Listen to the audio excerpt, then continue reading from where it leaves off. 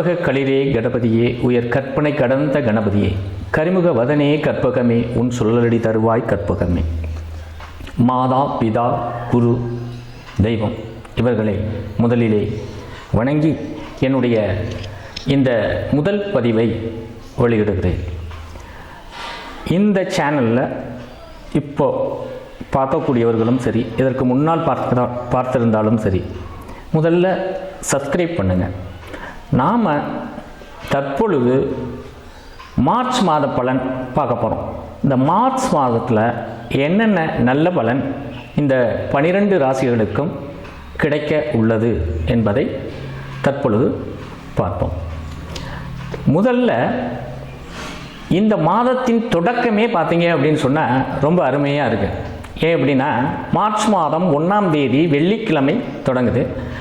அது மட்டும் அல்லாது சுப முகூர்த்தம் அன்று இந்த மார்ச் மாதத்தின் முதல் நாளே பார்த்தீங்க அப்படின்னா மிக அற்புதமான ஒரு மாதம்.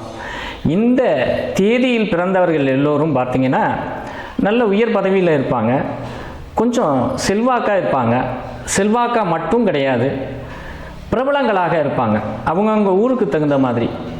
குறிப்பாக இந்த மார்ச் 1 தான் நம்முடைய தற்போதைய முதல்வர் ஸ்டாலின் அவர்கள் பிறந்த தினம். அவர்களுக்கு என்னுடைய மனமார்ந்த வாழ்த்துக்கள். நாம் இது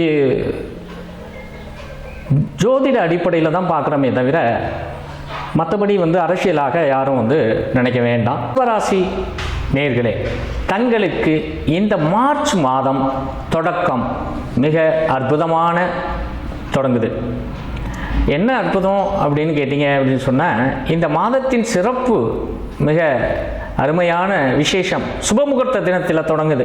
அதனால் அது மட்டும் அல்லாது சூரிய பகவான் தங்கள் ராசிக்கு 10ஆம் இடத்திற்கு பெயர்கிறார்.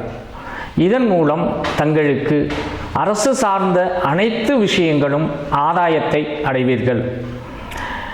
இதெல்லாம் இருந்தாலும் கூட குறிப்பாக மத்திய அரசு துறையில் வேலை செய்யக்கூடியவர்களுக்கு சற்று பலகீனம் ஏற்படும்.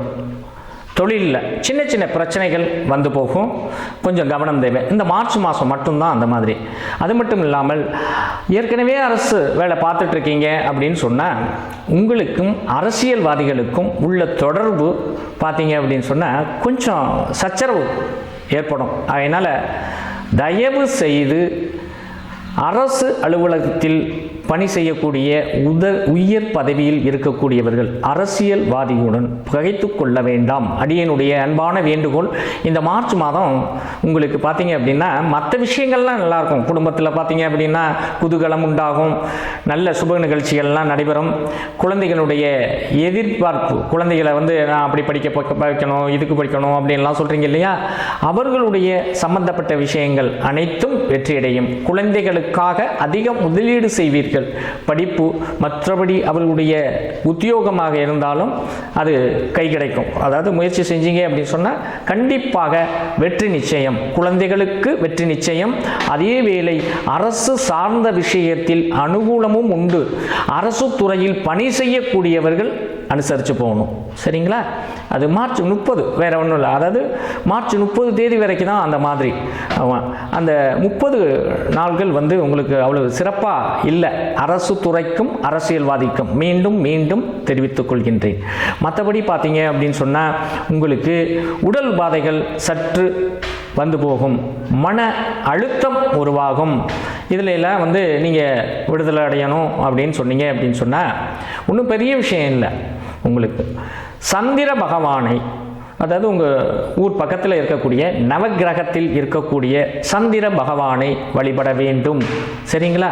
அதை வழிபட்டீங்க அப்படின்னு சொன்னால் உங்களுடைய பிரச்சனைக்கு விடுதலை உண்டு. கொஞ்சம் சாந்தமாக போயிடுவீங்க. சொல்கிற விஷயத்தை எல்லாம் கவனமாக கேட்டு புத்திசாலித்தனமாக செயல்படுத்தக்கூடிய ரிஷபராசி நேயர்களே, தாங்கள் தற்பொழுது எடுத்த காரியத்தை சற்று சுணக்கம் அடையும். தங்களை எடுத்து உடனே முடிச்சிருவோம் அப்படிங்கிறது. ஆனால் நீங்கள் முடியும், உங்கள் காரியம் வெற்றி அடையும். ஆனால் சுணங்கி வெற்றி அடையும். அதில் கொஞ்சம் கவனம் தேவை.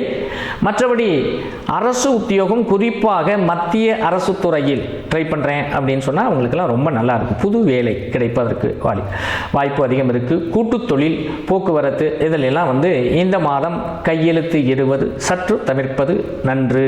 சரிங்களா? ஆமாம், புதுசாக வந்து தொழில் தொடங்கியிருக்கோம் அப்படின்னா கொஞ்சம் காலத்தை கடத்துங்க, வேறு ஒன்றும் பண்ண வேண்டாம். சரிங்களா? அது மட்டும் அல்லாது வீடு புதுசாக வாங்கணும் அப்படின்னா அது ரொம்ப நல்லா இருக்குது. வண்டி வாகனம் வாங்குவதற்கு, வீடு கட்டுறதுக்கு, அதுக்கெல்லாம் ரொம்ப, வீடு கட்டுவதற்கு, நிலம் வாங்குவதற்கு அது வேறு, அது நான் சொல்லலை, பார்த்துக்குங்க. புதுசாக வீடு கட்டுறோம் அப்படின்னு சொன்னால் அது ரொம்ப சிறப்பாக இருக்குது. நீங்கள் தாராளமாக செய்யலாம். இந்த மாதத்தில் உங்களுக்கு அரசியல்வாதியோட தொடர்பு மட்டுமே வந்து உங்களுக்கு பலகீனப்படுமே தவிர மற்றபடி அனைத்து விஷயங்களும் உச்சத்தை அடையும் உங்களுக்கு. நன்றி, வணக்கம்.